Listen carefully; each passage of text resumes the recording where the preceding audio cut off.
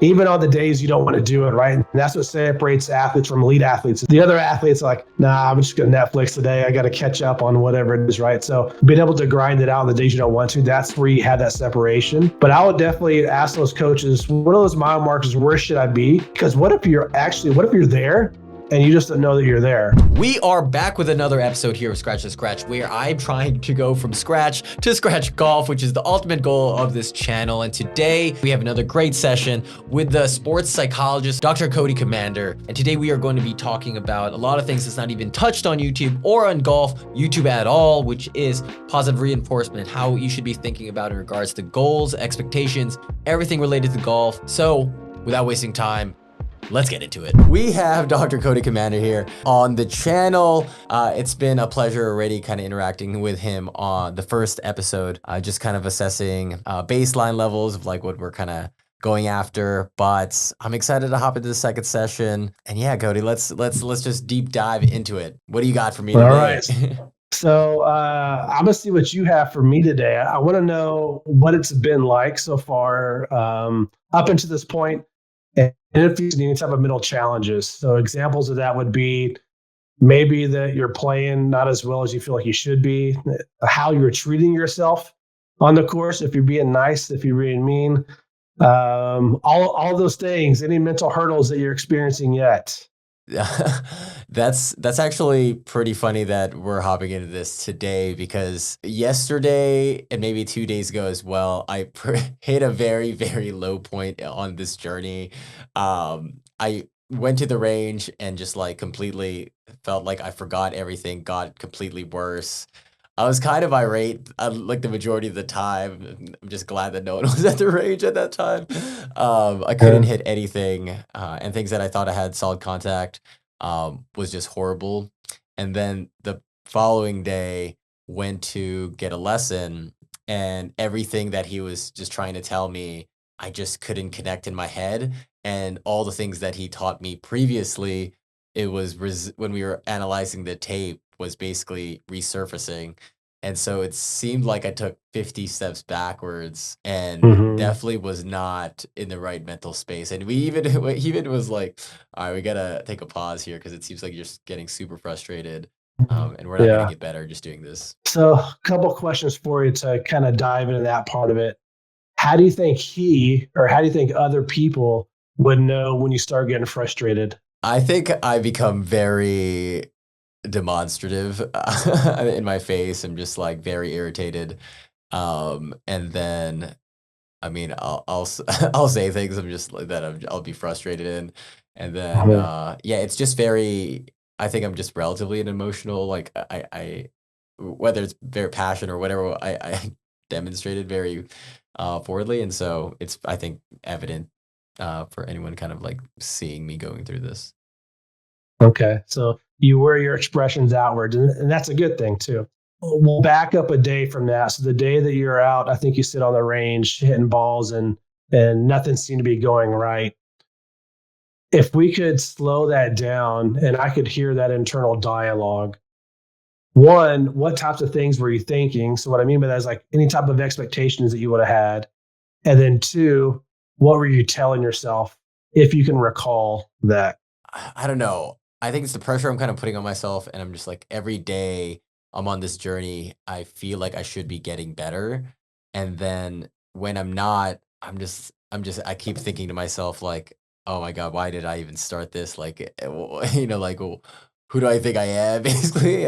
And all this other stuff, like those little voices in my head that just like, yeah, you're never gonna figure it out. It's etc. I think that's kind of like the main overarching thing that came to me yesterday. And then I just couldn't even think about my golf swing anymore. The only thing I was thinking about is like failure and everything. And so I guess that was kind of like a big mental block, that entire like period in this range. Yeah. So first, that's great insight that you're able to kind of recognize that frustration, but two, kind of see where that's coming from. I think it's great. And here's what's interesting on my end, being the nerdy sports psychologist, is working with you in a novice sport. Usually when I'm working with people, I'm working with them after they're a scratch golfer and we're working on those mental games. And a lot of times I'm having to undo the negative self-talk, all the negative habits they've had for years. But for you, we get to create positive habits so that we're not going to have to unpack it as much, right? So the negative self-talk that you're saying to yourself, super, super common at all levels of competition. But better start now learning how to change those habits than once you're shooting the 70s, trying to break scratch first time. Okay. So I'll talk a little bit about that. The second part is going to be understanding expectations. So, really, anytime that we're frustrated, it's usually because there's a mismatch between expectations and reality. So, for athletics, it sounds like you have this expectation is every day needs to be better than the previous day. And that makes logical sense. That's how things would work if I was making money and every day I'm making a little bit more, my bank account is growing. But when it comes to athletics, the body doesn't work that way. There's setbacks. You're not physically the same day to day. You may have muscle tears because you had a good workout yesterday, so you can actually do less the following day. So progress athletically isn't going to be a linear curve that goes up. It's going to have ups and downs.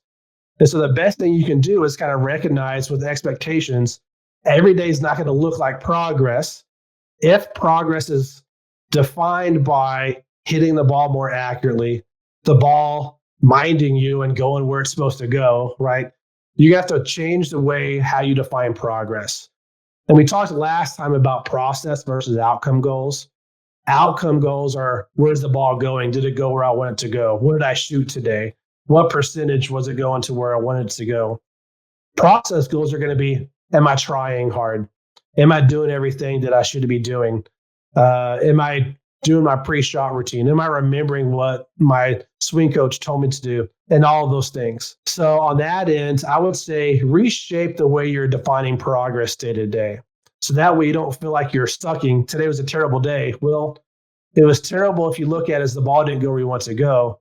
But what was good about it? I stuck to it. Maybe I didn't feel like going to the course today. I have a lot of extra stuff I need to get done. My phone's blowing up. I got other stuff I need to get done. I got bills I got to pay today. But I still went. I still grinded. I still did all those things, all the process stuff. What did progress look like today? And it's all about trying to find the progress of the day. So change those expectations. If you can make those expectations a little bit more accurate, a little bit based on process versus outcome, that frustration is naturally going to come down a little bit for you. Okay. What's it like hearing me talk about that? I think it puts into, I guess, reflection for me because of the fact that my entire life I'm just like, I need it like right now, and I want to be able to be good at every single aspect of the game already. Um, and sometimes I'm kind of head in the clouds, like very, very unrealistic expectations of like, man, I should be at least like close to scratch or 100 or whatever it may be when it's not like the reality. I even like told Mm-hmm. myself before this entire process that, yeah, I'm going to dedicate, 2, 3 years, just grinding. But even though I've already put those expectations initially, like right now, I'm just still like, oh my God, I can't believe I'm not even there yet, which is I think a disconnect sometimes when I'm kind of thinking, Yeah. but uh, no, I think I just need to be I don't want to say like put in place, but like just kind of understand like it is going to be actually a grind a lot, and I might need to step back a couple steps in order to go forward, but yeah, the frustration definitely surfaced yesterday. What's the fastest anyone's ever gone from scratch to scratch before? What's the fastest? How long? Shortest amount of time. How long has it taken for someone to become a scratch golfer? Um, I personally don't know the actual number, but from like what I've heard around, everyone's like, in order to kind of do that, it could take 5 to 10 years. And I'm trying to not give myself any excuses. That's why I'm like grinding every day, like meeting up with the best people to try to get me there, like this call. Um, Mm-hmm. and I think that's another layer that's like, oh my God, Jerome, like you have no excuses not to be at least decent with all these resources that you've kind of sought out for. And so that's Mm-hmm. like another extra layer of pressure that's on me right now. I'm like, oh my God, am I just wasting everyone's time when I can't get better at this rate? But again, it's only like less than 2 months in, which It, is Even funnier. And why do you think I asked you that question? Just to probably set expectations, I guess realistic Right. expectations. Yeah. Yeah. And I don't think there's a problem with if you did some research and found out a true answer, and maybe that true answer is 2 years, is the fastest anyone's ever done it. And then you're like, okay, I'm going to beat that. I'm going to do 1 year, 6 months. I Yeah. think that's fine. But if you're like, I'm going to beat that, I'm going to do 3 months, that may be a little bit unrealistic, right? So I don't think there's a problem with setting a goal that is going to push you a little bit because you're also doing it the right way. You're setting up every resource that anyone could have to make you better, and you're athletic, presumably, right? So I would assume you're going to get there faster than most people, but we also have to make sure that goal is reasonable. Otherwise, this is going to be the most frustrating however long you're doing this for the whole way. And we're going to have sessions that has nothing with golf. It's going to be managing that frustration and mental health that all has taken out of you. So need to get some like realistic expectations. And so know that time frame. And if you want to keep it at the front of that time frame, I think that's fine. Do that. That's going to make you highly motivated. That's going to keep the pressure up and keep you working hard every day. I think that's okay. Just make sure it's not beyond the scope of what's realistic. Like I previously said, I don't think I'm gonna hit scratch right away. I think that my main frustration right now is just like I'm putting so much time and I don't see, I guess, like a massive, massive improvement that I'm kind of envisioning. It's just like, oh, I'm getting maybe a little bit better here, and then I took a step back here. I like hit like really good putts here, and then the next day it's just like completely bad for putting, and so like it's so sporadic right now. I feel like my golf swing is also just like changing every single day, trying to account for all the different things I'm learning. That it's just not like a stable set of mind. It's just like so many things to Mhm. kind of piece together, and that in itself is also giving me, I guess, a little bit of anxiety. So, which is Right, right. yeah. So here's probably what I would recommend you do, and this would be outside of my scope because I'm not a swing coach, but I would ask your swing coach or any other coaches you're working with, what are those mile markers? Where should you be at that 3 month, 4 month, 5 month? What are those mile markers so you can track that progress, the outcome goals of where you should be for that. For the process goals, that's the stuff I can help you with. That's going to be, are you still grinding it out? Are you still doing it daily? Are you still working hard? Even on the days you don't want to do it, right? And that's what separates athletes from elite athletes is the elite athletes are the ones who practice on days they don't want to practice. The other athletes are like, nah, I'm just going to Netflix today. I got to catch up on whatever it is, right? So being able to grind it out on the days you don't want to, that's where you have that separation from the athletes. But I would definitely ask those coaches, what are those mile markers? Where should I be? Because what if you're there and you just don't know that you're there? So I would ask for those mile markers.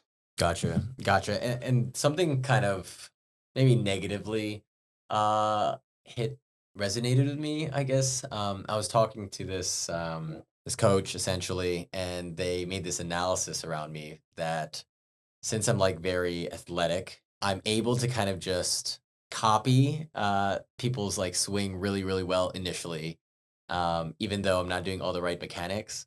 And then I'll actually plateau really hard, uh, but never actually like excel at a certain thing. Uh, they're not talking about me, I guess my general frame and general like Mhm. mindset. And so when I was kind of told that, that was like another horrible swing thought. I'm just like, oh my God, what if I'm just now like, the first 10, 20 days it was going so well, like I picked it up, but like this is my plateau. Am I just gonna stop here for the next 2.5 years? I don't know. Mhm. I think realistically, no, but like um I think it just like that like touched a lot of points in my mind Yeah. because like of my previous experience as like an athlete and so forth. Oh, for sure. And probably a follow up question that I would have asked that coach would be that plateau that the coach is thinking about. At what point is that plateau? Because maybe they're foreshadowing you in the next year, not the next week. So that'd be helpful information to know because you're taking that internally right now, thinking like today's plateau, when they could be thinking like, it's just gonna be hard for you to break 80 until you have your own swing. And you're like, well, I'm trying to break 100. So maybe you're not at that plateau that they're thinking about. So you don't have anything to worry about. Yeah, yeah. I think these follow-up questions is probably and kind of just, I guess, to piggyback off of what you've been mentioning, just to essentially put realistic expectations or kind of understand what these thresholds are, because I'm just kind of taking this as like a massive quote and I'm just like, oh my God, they're probably just telling me I'm the worst player ever or whatever it may be. But yeah, putting these type of boundaries or thresholds, I think would be important for sure. I've been watching a couple of your videos and I only see what's on film, so I don't see what's off film. But I think you have a really good energy, and think I could see you being really fun to work with on the golf course. I think because I doubt they're having any type of negative judgments about the quality of your shots, and I bet they genuinely want to help you because you're probably fun to work with, and you're bringing cameras and you're making it fun. They're probably going home thinking about, man, that was awesome. He's not there yet, but that was an awesome day. So I say that because internally, when we think we're doing bad, we think others are judging us negatively, and most likely they're not. It's just Hmm. you judging yourself negatively. Yeah, yeah. I think I guess that's kind of in my mentality too. Like sometimes I have a very hard time looking at the positive and like anything that negative creeps in my mind that just extrapolates and then just kind of captures it. I'm just like, okay, maybe I've did 100 great things, but if there's like one little thing, that's like the only thing I think about for weeks on end. And so Mhm. definitely a characteristic that is enveloped in my mind. Actually, that can be a really powerful skill. And I see that a lot in high achievers in whatever domain that they're trying to achieve in. The problem is it can become a mental health issue if I'm fixated on it too long, and now it's causing unwanted emotions when I'm off the field. So now I'm trying to watch TV with my friends and I can't stop thinking about that bad shot. Then it's too much. But I almost want you to ruminate about it a little bit because that's what's going to make you work hard.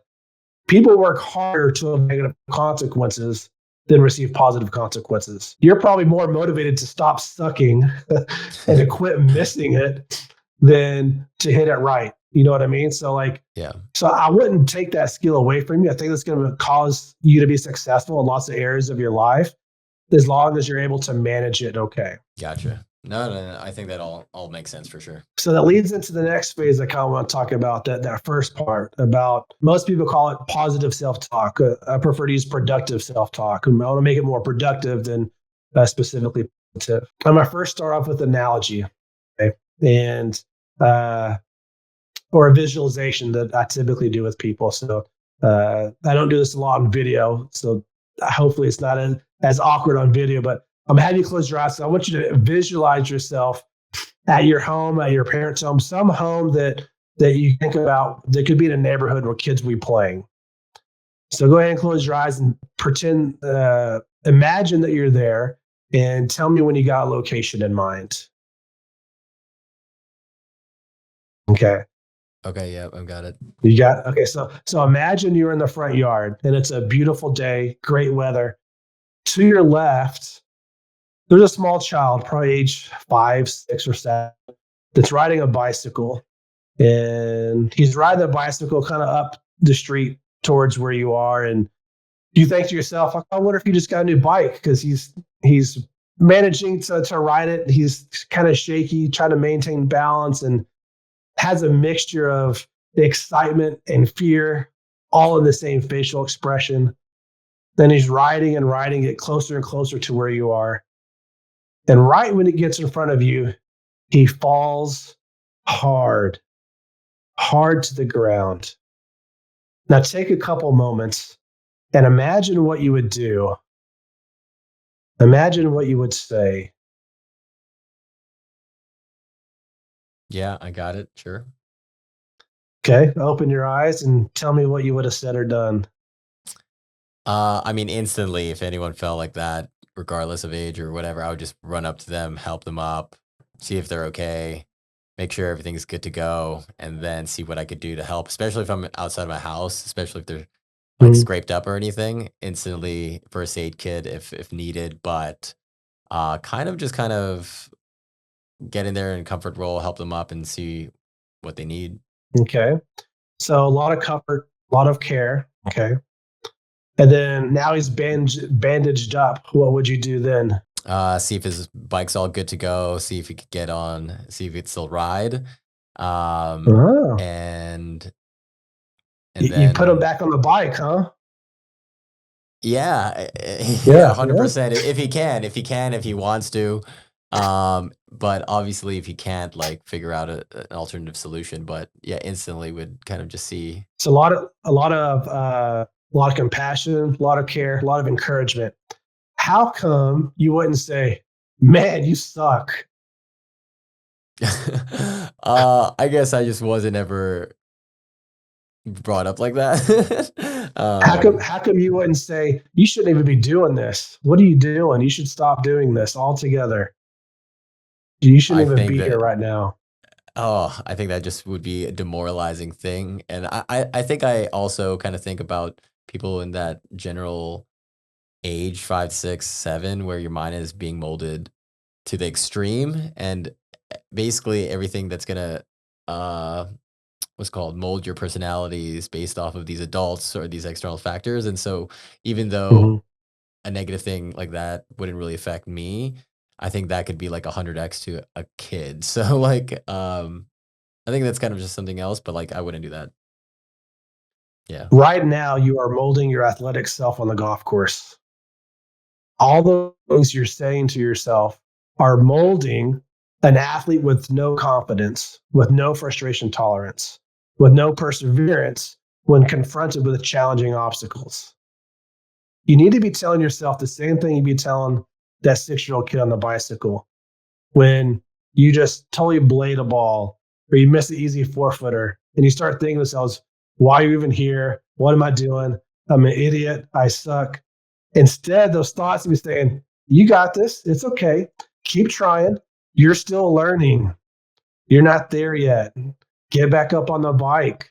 Keep going. Don't stop. Keep moving forward. Keep those putts. You're going to get it. They're going to drop. That's a kind of powerful perspective because I think when you put it in perspective of like someone else, you're like, oh yeah, that's it's obvious. But like for yourself, you're just like, who cares? Like you'll figure it out. And that's a huge difference when working with different levels of athletes is their productive talk to themselves. Working with elite athletes, Olympic athletes, and professional athletes, I mean, sometimes they're on the opposite side where there's cocky and arrogance. Like it's not my fault because I'm awesome. Like that hole is messed up. Like that's not regulation, right? So sometimes they can go too far, but so I'm not saying to go that far, but you need to go to a point to where you're treating yourself better than anyone could treat you. If you wouldn't say it to one of the people you're playing with, unless you're joking around as a friend, right? If you wouldn't say it to somebody else, you shouldn't be saying it to yourself. And that's going to be a critical habit that you need to start shaping right now before we're trying to undo years of that on the golf course. No, that 100% makes sense. Now I'm just trying to reflect about this entire process. And here's where it's going to get tricky for you because you're also doing a documentary, right? So I don't know how much thought this goes into it because I've never played golf on camera or any sport on camera. So I don't know if you also have thoughts of like, once you hit a shot, is this my natural response or is this my response for the documentary? Does that make Mhm. sense? So if you're entertaining it up and saying things for the camera, it may not internalize and be as a negative or unproductive impact than if you really believe kind of what you're saying. I'll be watching the videos, and so if I see that negative or unproductive thoughts, I'm gonna call you out on it. Drop in but the comments, also, man. that's right. I told you not to say that, no. but recognizing that you're different than other people I maybe work with who are doing a documentary is you're having to think about other stuff other than what's on the golf course, but it's also what's on camera too. So that could also add more pressure than what most golfers are experiencing too. Yeah, no, that's that's funny you said that because um I was talking to my videographer the other day and I was kind of telling him I was like, man, like I'm not getting this. There's so much pressure of me just, putting, uh, a lot of pressure of me trying to hit this ball and like it's not going well. And he was like, yeah, that's even crazier because you're also filming this for potentially millions and millions of people to watch. And it's like that alone it would pressurize me. And I was like, I didn't even really think about that. And now like the Hmm. double pressure of like millions and millions of people. But initially like the camera thing for me hasn't been the craziest pressure. I'm just kind of like Yeah. acting how I would usually act in real life.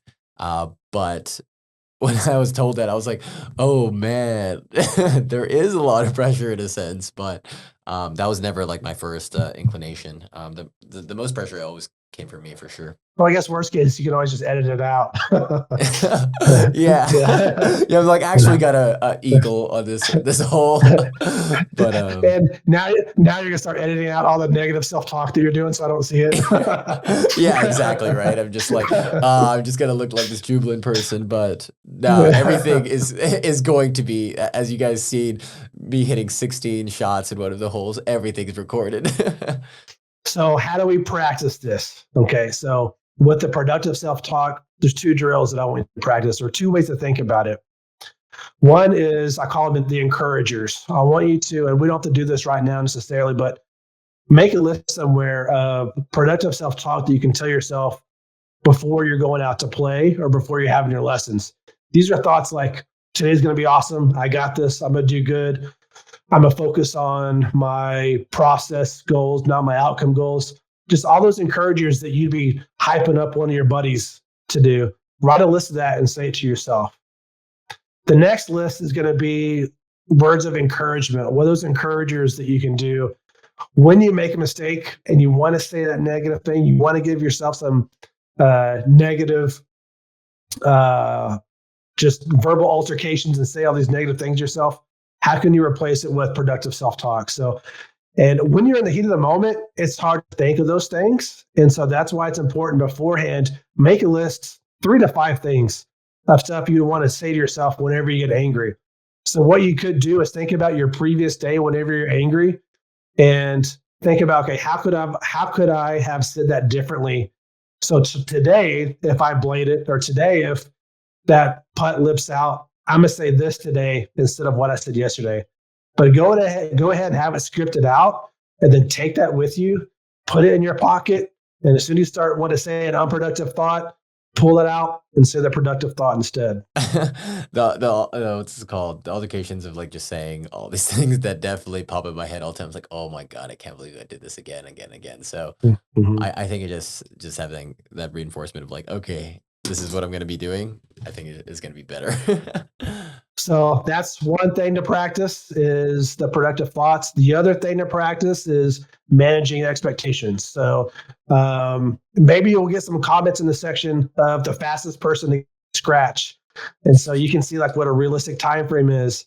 And then if you want to set it, if you want to try to beat the world record, I'm okay with that. Just don't try to half the world record. I think that's unrealistic, right? So you can set those expectations super high. I think that's great. Just make sure they're realistic. Gotcha. Gotcha. I think that's out of all the things out of this call, that's probably the number one thing that resonates with me and potentially like a lot of people watching this. And so um yeah, 100% on the homework list, done.